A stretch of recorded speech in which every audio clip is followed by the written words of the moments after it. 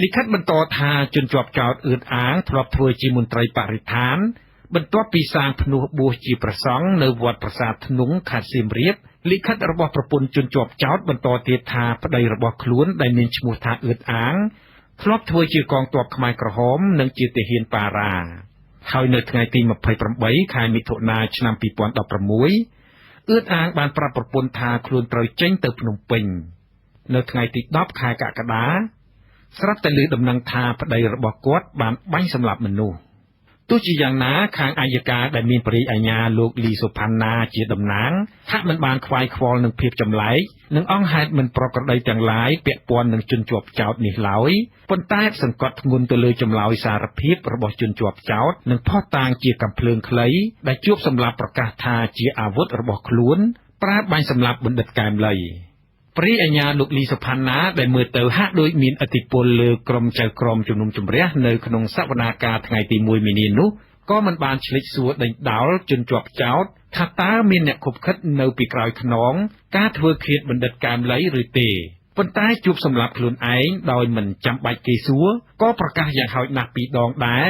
ថាមិនមានអ្នកនៅពីក្រោយខ្នងទេបើទោះជាជនជាប់ចោទជួបសម្លាប់ជាអ្នកកេះកាយកំភ្លើងបាញ់សម្លាប់បណ្ឌិតកែមលីក៏ដោយចុះតើជួបសម្លាប់ពិតជាឃាតករទោលដោយគ្មានអ្នកខុបខិតនៅពីក្រោយខ្នងមែនឬរាល់ឃាតកម្មសុទ្ធតែមានមូលហេតុមានតែមនុស្សវិកលចរិតបាត់បង់ស្មារតីប៉ុណ្ណោះទើបសម្លាប់មនុស្សដោយគ្មានមូលហេតុពីព្រោះធ្វើឡើងដោយមិនដឹងខ្លួនជនជាប់ចោទជួបសម្លាប់បានសារភាពអះអាងថាមូលហេតុនៃការធ្វើឃាតលោកបណ្ឌិតកែមលីគឺពីព្រោះតែអ្នកវិភាគនយោបាយនិងបញ្ហាសង្គមរូបនេះបានបោកប្រាស់ប្រាក់ចំនួន$3,000និងក្បត់ពាក្យសន្យាមិនសង់ផ្ទះឲ្យខ្លួនតើនេះជាមូលហេតុពិតឬក្នុងសវនាការជំនុំជម្រះកាលពីថ្ងៃទី1មីនាដែលមានបេសកកម្មស្វែងរកការពិតអំពីរឿងនេះអ្នកសង្កេតការណ៍បានរិះគន់សវនាការលើចំណុចនេះទាំងព្រះរាជអាជ្ញានិងចៅក្រមពុំបានសួរដេញដោលឲ្យបានផុសផុលស៊ីជម្រៅទាក់ទងនឹងលុយចំនួន$3,000ដែលជនជាប់ចោទប្រកាសថាជាមូលហេតុសម្លាប់បណ្ឌិតកែមលីនោះទេផ្ទុយទៅវិញប្រសិនបើមានការស៊ើបអង្កេតនិងសួរដេញដោលហើយរកឃើញថាលុយចំនួន$3,000នោះមិនមែនជាមូលហេតុដែលជួបសម្លាប់ធ្វើឃាតបណ្ឌិតកែមលីទេនោះឃាតកម្មនេះមានមូលហេតុផ្សេងទោះជាយ៉ាងណាក៏ដោយចុះក្នុងគោលការណ៍ច្បាប់ចម្លើយសារភាពតែមួយមុខមិនអាចយកជាការបានទេ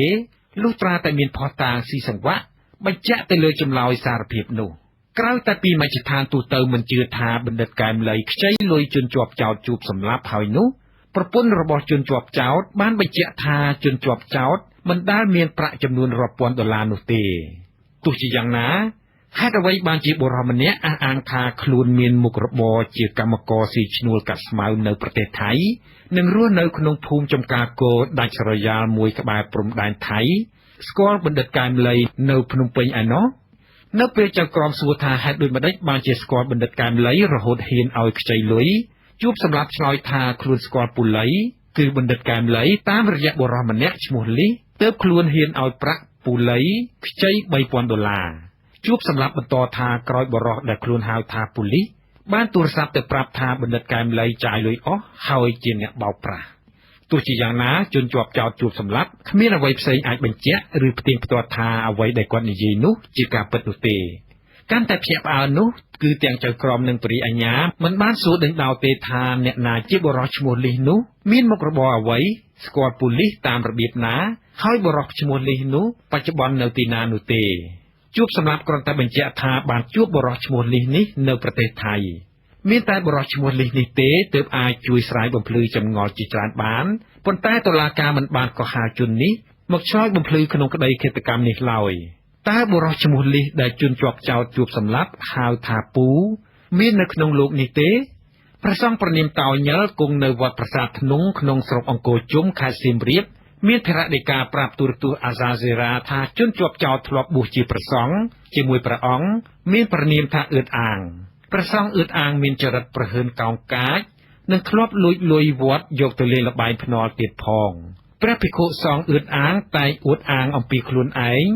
ថាធ្លាប់ធ្វើជាទាហាននិងតែងតែទៅលេងអតីតមេទាហានរបស់ខ្លួនក្នុងអំឡុងពេលនៅបួសទៀតផងព្រះដេចគុណតោញិលបញ្ជាក់ថាព្រះភិក្ខុសង្ឃអឿនអាងបានសឹកចេញពីវត្តប្រាសាទធ្នង់រយៈពេល7ខែ មុនឃាតកម្មបណ្ឌិតកែមលីទោះជាយ៉ាងណាក៏ដោយចុះឧបមាថាជនជាប់ចោទជួបសម្លាប់មានលុយចំនួននោះពិតមែនតើគាត់អាចឲ្យលុយបណ្ឌិតកែមលីខ្ចីឬទេបើទើបតែជួបគ្នាជាលើកទី1នោះតើសមត្ថភាពបណ្ឌិតកែមលីពិតជាហ៊ានហាមាត់ខ្ចីលុយជួបសម្លាប់ឬទេបើមនុស្សមិនដែលស្គាល់គ្នាដូច្នេះអ្វីដែលកាន់តែច្បាស់នោះគឺទាំងភរិយារបស់លោកបណ្ឌិតកែមលីនិងភរិយារបស់ជួបសម្លាប់ឲ្យដឹងថាគ្រួសារទាំងពីរមិនដែលស្គាល់គ្នាទេលោកអ៊ុំអឿងដែលជាមិត្តភក្តិចាស់របស់អឿតអាងហៅជួបសម្លាប់តាំងពីដើមទសវត្សរ៍ឆ្នាំ1980នោះអះអាងថាក្រោយពីសឹកពីប្រសង់អឿតអាងបានមកសុំស្នាក់នៅផ្ទះរបស់លោកនៅភូមិនគរភាសឃុំនគរភាសស្រុកអង្គរជុំខេត្តសៀមរាបលោកថាអំឡុងពេលស្នាក់នៅអឿតអាងដែលជាអតីតខ្មែរក្រហមផងនោះក្រីក្រស្ទើររកបាយទទួលទានមិនបានផងតើគាត់មានលុយ$3,000ឯណាឲ្យទៅលោកបណ្ឌិតកែមលីនៅភ្នំពេញឯណោះខ្ចីនោះចំណុចសំខាន់មួយទៀតដែលតុលាការគួរស៊ើបអង្កេតស៊ីជម្រៅដើម្បីរកការពិតពីមូលហេតុសម្លាប់បណ្ឌិតកែមលី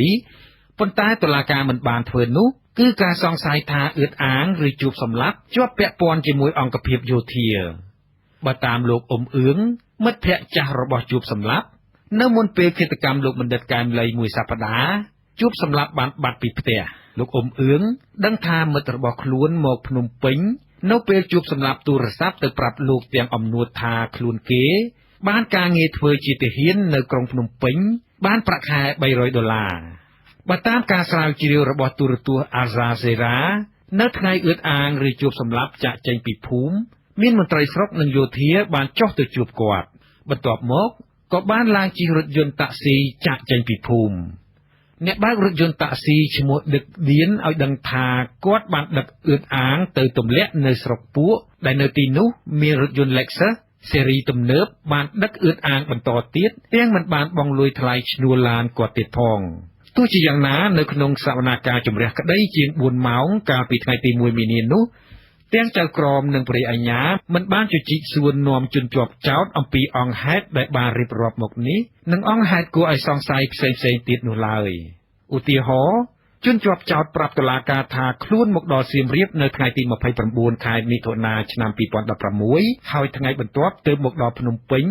គឺនៅថ្ងៃទី30ខែមិថុនា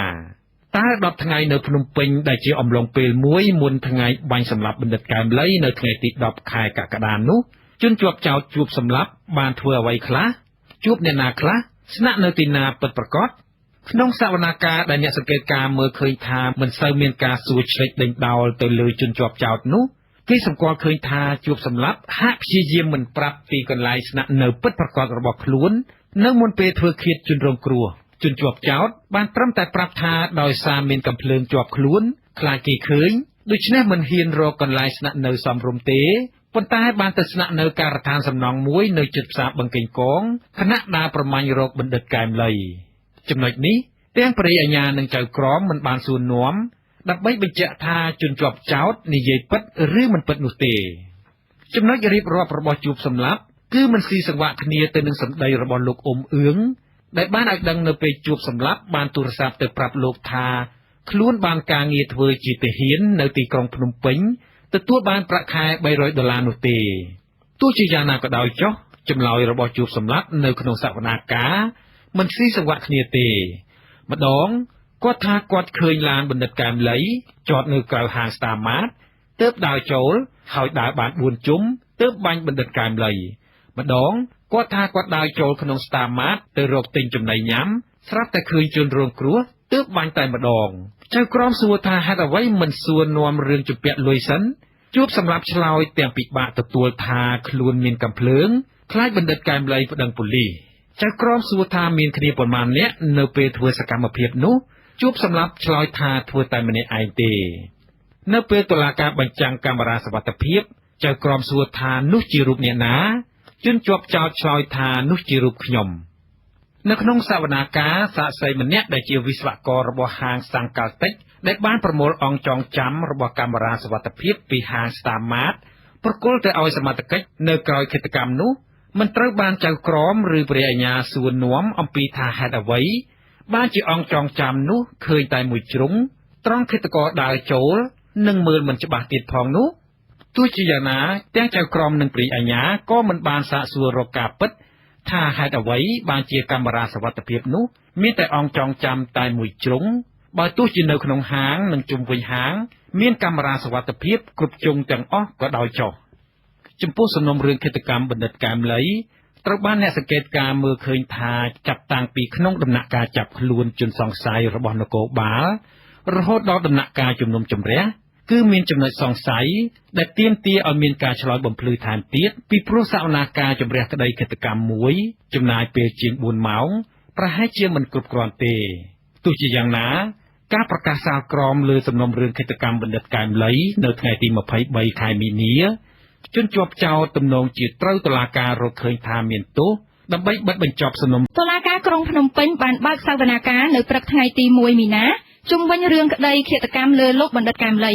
សវនាការដែលមានការឃ្លាំមើលពីអ្នកសង្កេតការជាតិអន្តរជាតិនិងមន្ត្រីអង្គទូតផងនោះប្រធានក្រុមប្រឹក្សាជំនុំជម្រះនឹងប្រកាសសាលក្រមនៅព្រឹកថ្ងៃទី23ខែមីនាខាងមុខអ្នកសង្កេតការផ្នែកសិទ្ធិមនុស្សយល់ឃើញថាការជំនុំជម្រះដែលប្រើពេលប្រមាណ5ម៉ោងនេះហាក់នៅមានចំណុចមន្ទិលសង្ស័យជាច្រើនដែលត្រូវស៊ើបអង្កេតនៅឡើយចាសសូមស្ដាប់សេចក្តីរាយការណ៍របស់លោកមុំមនីរតអំពីរឿងនេះជនជាប់ចោទត្រូវបានឆ្មាំពន្ធនាគារដោយតាមរថយន្តយកទៅឃុំខ្លួននៅពន្ធនាគារព្រៃសរវិញភ្លាមៗក្រោយបញ្ចប់ការជំនុំជម្រះរួចប្រធានក្រុមប្រឹក្សាជំនុំជម្រះលោកលៀងសំណាក់សម្រាប់លើកពេលប្រកាសសាលក្រមរឿងក្តីឃាតកម្មកិត្តិយសជាមុននិងប្រើប្រាស់អាវុធខុសច្បាប់ទៅថ្ងៃទី23ខែមីនានៅពេលស្ដាប់សេចក្តីសន្និដ្ឋានចុងក្រោយរបស់តំណាងអាយកានិងមេធាវីការពារក្តីរបស់ជនជាប់ចោទព្រមទាំងស្ដាប់សំណុំពររបស់អឿនអាងរួចនៅក្នុងអង្គសាវនាការតំណាងអាយកាលោកលីសុផាណាបានស្នើសុំឲ្យប្រធានក្រុមប្រឹក្សាជំនុំជម្រះសម្រេចចោទប្រកាន់និងផ្តន្ទាទោសដាក់ពន្ធនាគារឈ្មោះអឿនអាងទៅតាមបទល្មើសដែលបានប្រព្រឹត្តការជំនុំជម្រះដែលមានតែមេធាវីការពារក្តីឈ្មោះអឿនអាងគឺលោកយងផនិតនិងសាក្សីជាសមាជិកអ្នកជំនាញនិងបុគ្គលិកការតិចដែលឆុងកាហ្វេជនជាប់ចោទបានព្យាយាមបដិសេធរាល់របាយការណ៍នៅក្នុងអង្គសាវនាការទាំងអស់ចម្លើយសារភាពនៅក្នុងដំណាក់កាលនៃចៅក្រមស៊ើបសួរ3ដងគឺហាក់ខុសគ្នានៅត្រង់ចម្លើយខ្លះថាជនជាប់ចោទបានជួបលោកបណ្ឌិតកែមលី3ដងក៏ប៉ុន្តែចម្លើយសារភាពខ្លះថាជួបលោកបណ្ឌិតកែមលី2ដងដោយឡែករូបភាពវីដេអូដែលបញ្ចាំងនៅក្នុងអង្គជំនុំជម្រះវិញគឺឃើញតែមួយប្លង់នៅក្នុងហាងស្តាម៉ាតដែលមានរូបភាពមិនសូវច្បាស់តែភិនភាគដែលគេឃើញអាចមើលឃើញព្រិលគឺស្រដៀងជនជាប់ចោទដែរក្រៅពីនេះវីដេអូដែលដាក់បញ្ចាំងគឺហាក់ថតបានចេញពីតាមស្តុបដែលឈ្មោះអឿនអាងរត់កាត់ហើយវីដេអូចុងក្រោយគឺជាវីដេអូដែលបីធ្លាយក្រោយព្រឹត្តិការណ៍បានកើតឡើងប៉ុន្មានថ្ងៃបន្ទាប់ជនជាប់ចោទបានបដិសេធនៅក្នុងអង្គជំនុំជម្រះថាខ្លួនពុំមានឈ្មោះអឿនអាងដោយក្នុងរបាយការណ៍ស៊ើបអង្កេតរបស់តុលាការឡើយមិនតែប៉ុណ្ណោះឈ្មោះជួបសម្រាប់នេះបញ្ជាក់ថាខ្លួនជាកូនកំព្រាតាំងពីកុមារភាពហើយថែមទាំងពុំមានប្រពន្ធកូននិងទីលំនៅក្នុងខេត្តសៀមរាបទៀតផងស្របពេលឈ្មោះជួបសម្រាប់មិនទទួលស្គាល់ឈ្មោះពិតថាជាឈ្មោះអឿនអាងហើយនៅក្នុងអង្គសាវនាការជនជាប់ចោទបានពិនិត្យមើលកំភ្លើងដែលខ្លួនធ្លាប់ប្រើចំនួន2ដងយ៉ាងជិតហើយទើបស្គាល់ថាពិតជាកំភ្លើងខ្លីតែខ្លួនបានបាញ់សម្លាប់លោកបណ្ឌិតកែមលីជាដើម